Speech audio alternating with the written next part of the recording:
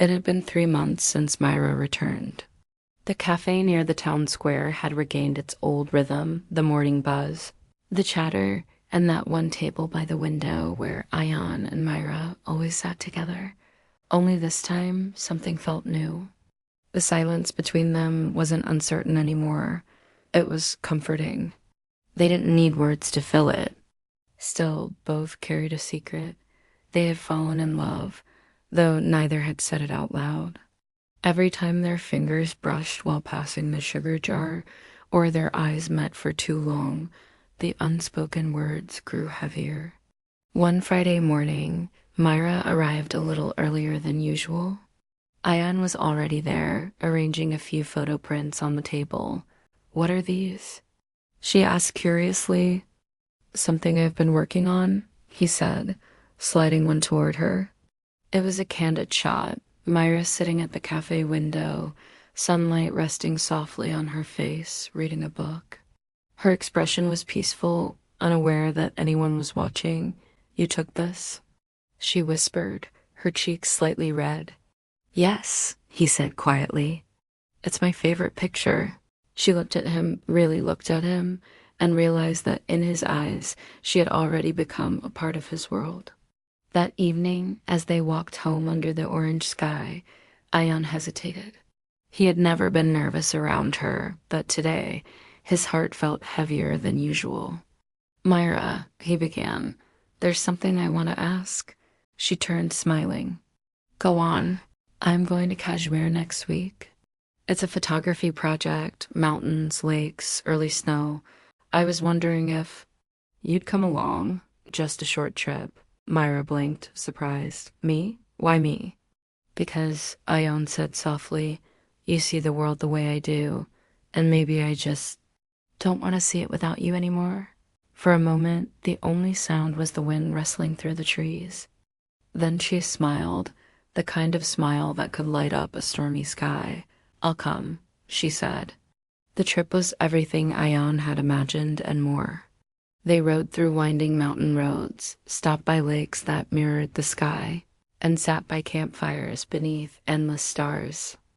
Each day brought new laughter, new moments, Myra trying to capture pictures with Ion's heavy camera, Ion teasing her for being terrible at it. But there were also quiet moments, long silences where their hands brushed accidentally, or when she leaned her head on his shoulder while watching the sunrise. In those moments, the world didn't need words. Their hearts were already speaking. One evening, it began to snow, softly at first, then in slow dancing flakes. They stood outside their cabin, wrapped in scarves, watching the world turn white.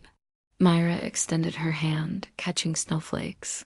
"They melt so fast," she said.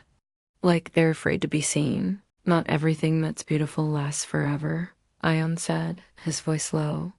"Some things are just meant to be felt."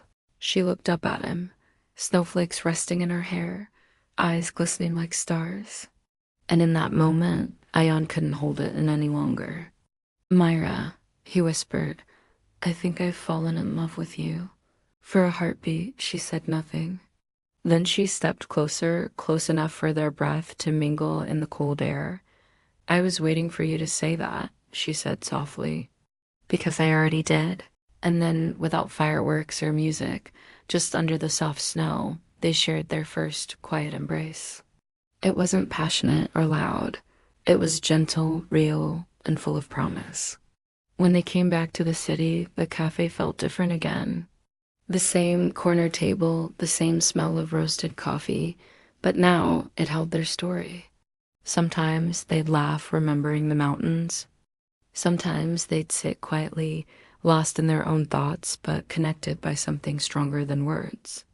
Ayan's next exhibition was announced a few weeks later.